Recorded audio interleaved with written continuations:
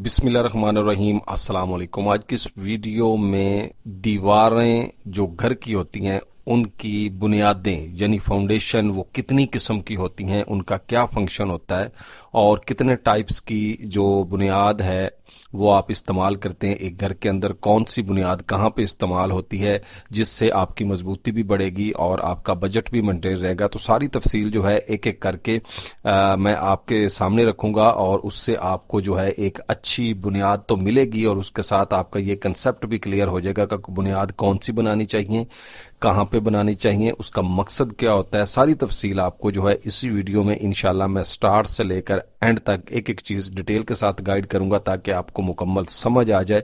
तो वीडियो को स्किप मत करें, वीडियो को स्टार्ट से एंड तक अगर आप देखेंगे तो आप एक अच्छी फाउंडेशन बना सकेंगे, क्रैक फ्री फाउंडेशन बनेगी आपकी और आपकी जो है लोड बेरिंग और उसके बाद कंपाउंड वाल, उसके बाद फाउंडेशन वाल और उसके बाद आपकी बीम वाल, सारी तफसील जो है आपको यहाँ पे मिलेगी। अच्छी फाउंडेशन बना सकेंगे, अच्छी बुनियाद बना सकेंगे, आपके घर में क्रैक्स नहीं आएंगे, आपका खर्चा भी कम होगा। जहां पे जिस दीवार की ज़रूरत है वहां आप बना सकेंगे। अगर आप पहली दफ़ा कंस्ट्रक्शन कर रहे हैं तो वीडियो को लाजमी देखें।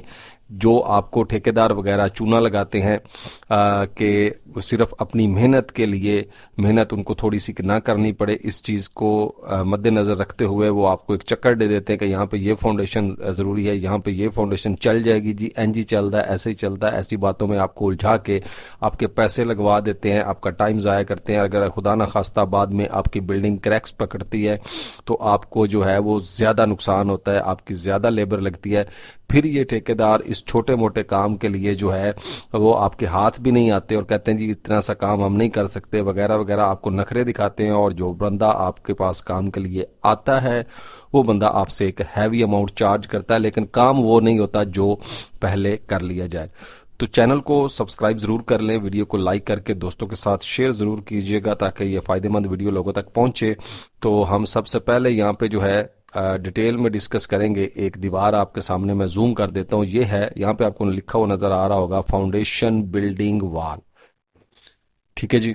तो इसका जो मकसद है आपको मैं सारी तफसील के साथ यहाँ पे गाइड करता हूँ। सबसे पहले तो 3 फीट इसकी विर्थ है, विर्थ के बाद इसके नीचे बजट डाला गया, बजट पीसीसी है 1:8 रेशो के साथ, ठीक है, मैक्सिमम यही इस्तेमाल होती है। उसके बाद आपको जो है ब्रिक के स्टेप नज़र आ रहे हैं, वो नज़र आ रहे हैं 2 फीट 3 इंच के, यानी कि 27 इंच।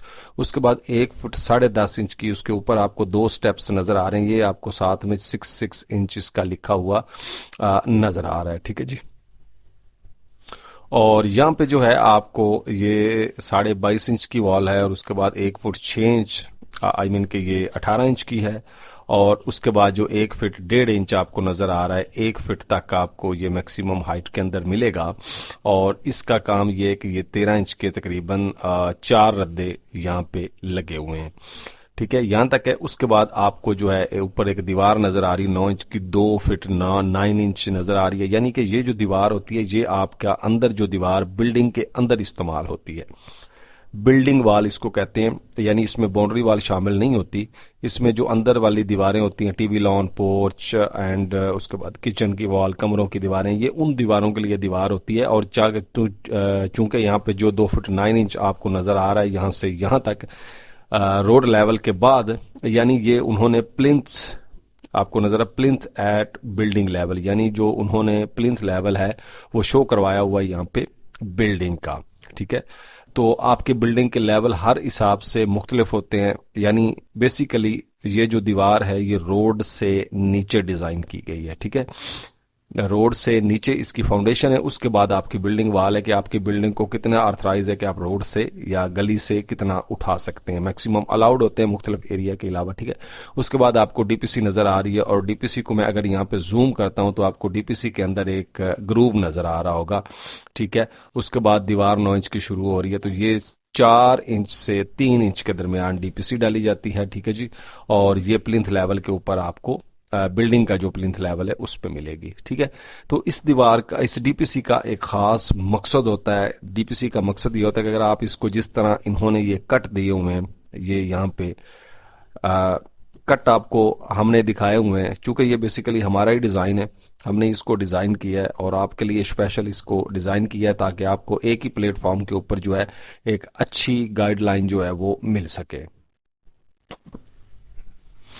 तो यहाँ पे जो है इसका कट का मकसद ये होता है कि जब सीपेज जो है बिल्डिंग के अंदर कहीं से पानी, यहाँ पे प्लस्तर हुआ हुआ ये जो आपको लाइन नजर आ रही है, ये आपको प्लस्तर नजर आ रहा है, तो यहाँ से जब ऊपर की तरफ जाती है नमी या पानी ट्रेवल करता है किसी भी वजूहात की वजह से, और यहाँ पे अगर ये कट आप प्लस्तर नहीं करेंगे तो यहाँ से पानी जो है वो रिवर्स हो जाएगा, ऊपर नहीं जाएगा, यहाँ से बाहर निकलेगा और हवा की मदद से खुश्क हो जाएगा। अगर इसको आप प्लस्तर करेंगे तो प्लस्तर एक रास्ता होता है पानी को ट्रेवल करने का, ऊपर नीचे से ऊपर जो है वो पानी ले जाता है। ठीक है, तो ये डीपीसी जो है आपको मिलेगी 2 इंच हाइट के अंदर। यहाँ पे आपको इसका 1:4 रेशो में ये डाली जाती है, और इसके अंदर वाटर प्रूफिंग केमिकल अगर आप मिक्स करते हैं तो वो ज्यादा अच्छा होगा। अब आ जाते हैं जी दूसरी फाउंडेशन की तरफ। तो दूसरी फाउंडेशन में आपको यहाँ पे मिलेगी लोड बेरिंग वाल फाउंडेशन। 9 इंच विड्थ है जी, ठीक है, स्केल इसका आपको नजर आ रहा है। लोड बेरिंग वाल जो है वो हर इलाके के हिसाब से मुख्तलिफ डिजाइन की जाती है और अप्रूव भी मुख्तलिफ तरीके से। लोड बेरिंग 2 किस्म की दीवारें होती है। लोड बेरिंग का मतलब होता है ये वो वाल डिजाइन की गई जो आपकी प्लाट की बाहर वाली दीवार होती है, जो अमूमन ज्यादातर कॉलोनियों के अंदर, ज्यादा एरियाज के अंदर शेयर की जाती है। ठीक है, मुश्तरका दीवार जिसको बोलते हैं, मुश्तरका दीवार। अगर तो आप दीवार मुश्तरका कर रहे हैं तो फिर आपकी जो है ये वाली दीवार चल जाएगी। ठीक है, फिर तो आप जो है वो इसको कॉमन वाल के तौर पे बनाएंगे। अगर आप यानी आपने अपने घर की सेपरेट दीवार बनानी है और दूसरे घर ने साथ अपनी दीवार सेपरेट बनानी है, तो फिर आपको जो है ये दीवार इस तरह डिजाइन करनी पड़ेगी ताकि जो इस साइड को घर बनेगा वो अपनी दीवार जब वो भी इसी शेप में बनाएगा तो एक बड़ी फाउंडेशन जो है वो बन जाएगी, और ना इस वाल को क्रैक्स आएंगे ना इसको आएंगे। ये एक ही दीवार होती है, ये जिस साइड से आपने शेयरिंग करनी होती है, ये उस साइड को बाहर वाली जो वाल है ये आउटर साइड वाल होती है। ठीक है, तो स्पेसिफिकेशन जितनी उस वाल की है इतनी इसी वाल की है। पीसीसी जो है नीचे 1:4 रेशो है, 6 इंच मोटाई में, उसका 2 फुट 3 इंच जो है वो ईंटों के स्टेप हैं, और ऊपर आपको वॉल मिलेगी, और इसी तरह आपको बिल्डिंग का प्लिंथ लेवल मिलेगा 1 फुट 3 इंच का, क्योंकि जो बाहर वाली वॉल होती है उसकी पीसीसी, उसकी जो डीपीसी होती है वो होती है प्लिंथ लेवल के हिसाब से। Plinth level mean porch level जो होता है उसके हिसाब से होती है। ठीक है, तो 1 फीट 3 इंच रोड्स के ऊपर जो है आपको ये नजर आ रहा है कि आप जो पोर्च है आप रोड से ऊपर 1 फुट 3 इंच जो है वो रख सकते हैं, और डीपीसी का तरीका मैं ऑलरेडी पीछे समझा चुका हूं। ठीक है, उसके बाद आपकी दीवार शुरू हो जाती है। फिर उसके बाद आपको यहाँ पे उसके बाद आपको मिलेगी एक दीवार जो हमने यहाँ पे डिजाइन की है, वो है कंपाउंड वॉल। कंपाउंड वॉल से होती है जो बाउंड्री की फ्रंट वॉल होती है या बैक वॉल होती है या साइड दीवारें होती है, यानी कि जो बाउंड्री वॉल बिल्डिंग के अंदर इस्तेमाल की जाती है, क्योंकि बाउंड्री वॉल के ऊपर ज्यादातर लोड नहीं होता, फिर उसको जो है उसी हिसाब से डिजाइन किया जाता है ताकि आपका खर्चा जो है वो कम आए। लोड वाले जो है वो अलहदा है, और ये आपको तीसरे नंबर के ऊपर जो है कंपाउंड वॉल का डिजाइन मिलेगा। 1:4 रेशो है इसकी, नीचे जो बज्जर है 6 इंच का, उसके बाद 1 फुट 10.5 इंच आपको मिलेगी। जो दीवार ईंटों के स्टेप हैं, ठीक है, ये तकरीबन आपके शुरू हो रहे हैं 22.5 इंच से। उसके बाद 6 इंच जो है आपको 2 स्टेप जो हैं, 2 रद्दे जो हैं, 2 वार जो हैं वो मिलेंगे ईंटों के 18 इंच के। उसके बाद 1 फुट 1 इंच जो है आपको 13 इंच के मिलेंगे, 1 फुट जो है इसकी हाइट होगी। उसके बाद जो है वो 1 फुट 3 इंच पोर्च लेवल यानी रोड लेवल के बाद, और उसके बाद आपकी दीवार है। तो डीपीसी का तरीका जो है वो बिल्कुल सेम है, और सभी में आपने ऐसे ही करना है, इसको प्लस्तर नहीं करना। अगर आप प्लस्तर करेंगे तो आपके टोटल पैसे जो हैं वो ज़ाया जाएंगे।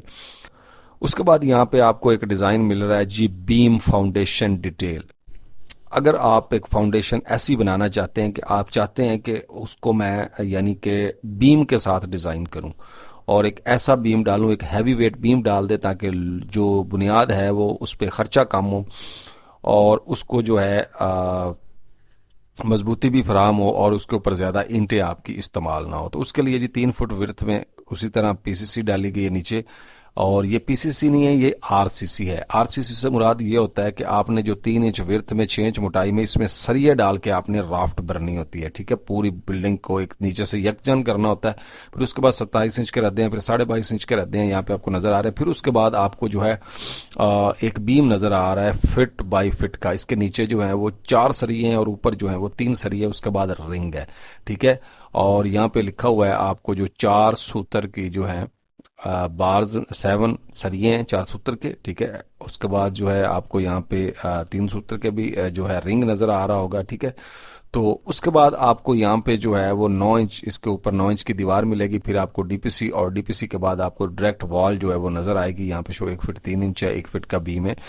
और बीम के बाद जो है 3-3 इंच का जो है वो कवर दिया हुआ है बीम को। ये कवर आप ईंटों की मदद से लगा सकते हैं। ईंटों से ऐसे लगाता है कि ये जो ईंटें होती हैं ये तेगा इसका लगाया जाता है, डबल ईंटों का, या 3 ईंटें लगा के तेगा भर दिया जाता है, यानी ईंट को खड़े रुख इस्तेमाल कर लिया जाता है, ठीक है।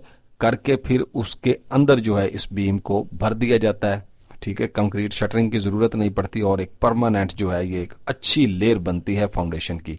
तो ये बीम फाउंडेशन है, ठीक है। और इसके साथ आपको जो है वो स्टेयर डिटेल भी ये मिल रही है, थोड़ी सी डिज़ाइन की हुई है, राइजर और ट्रेड, ठीक है जी। ये चीज़ें इस तरह होती है, और नीचे स्लैब होती है, ये भी आपको नज़र आ गई होगी सारी। उम्मीद है कि यहाँ पे जितनी भी मैंने फाउंडेशन की डिटेल बताई है आपको, आई मीन के बुनियादों की तफसील जो बनाई है बिल्डिंग के हवाले से, अगर आप इस वीडियो को आपने स्टार्ट से एंड तक देखा है तो आपके लिए एक बहुत फ़ायदेमंद और एक पावरफुल फाउंडेशन जो है ये साबित होगी। उम्मीद है ये वीडियो आपके लिए हेल्पफुल साबित होगी। मिलते हैं इंशाल्लाह नेक्स्ट किसी वीडियो में, तब तक के लिए इजाज़त, फ़ी अमानुल्लाह, अस्सलाम वालेकुम।